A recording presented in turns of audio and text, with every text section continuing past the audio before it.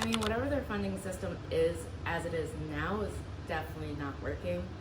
Um, while I'm not as familiar with how the system works, I'm more familiar with the problems that are currently like plaguing news or like what I see being like on the ground. So I don't know how I necessarily feel about charging like the $1 more on ride shares because it's supposed to go to schools. I kind of feel like schools aren't going to see that.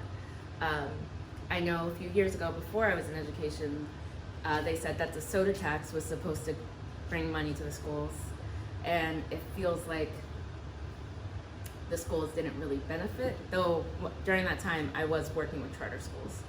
There should be no reason that you have to make all these different types of cuts. I know like Philly is specifically can't do some things legally, and so if what's currently working isn't working, some changes definitely need to be implemented.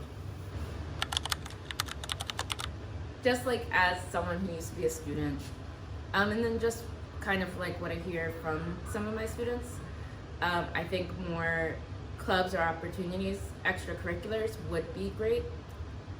I think part of that is funding, part of that is not having enough staff to be there, not paying enough, because the pay for extracurriculars isn't the most amazing pay. Having more extracurriculars to attract more students would be good. If enrollment numbers are an issue, I imagine one of the factors is students seeing like everything a school can offer or provide. They might want to makes them want to go there more. However, I know there's so many levels above that.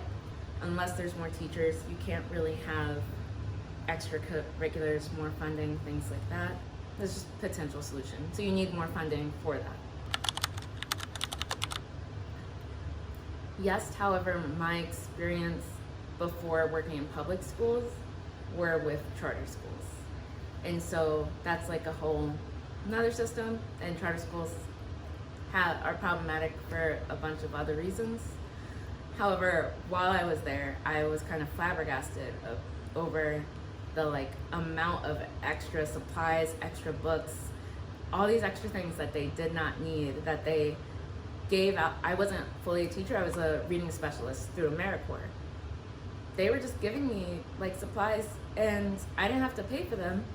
And I didn't think anything of it until I got to public schools and started having to pay out of pocket, or just seeing like just the juxtaposition between what a charter school can give and how much extra money they have versus a public school. Something needs to change for public schools. It's not fair to them if they have all this excess money to, I don't want to say waste, but maybe that money should be going to places where it's needed. Last year more, because it was my first year, and so I was less prepared. Like for example, I didn't have to buy a new pencil sharpener this year. So I'd say and I got some donations last year. I went above my stipends. They give us about $200 that they'll reimburse.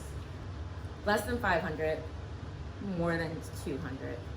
Like I would say 300-ish, but I'm trying to be more fiscally responsible.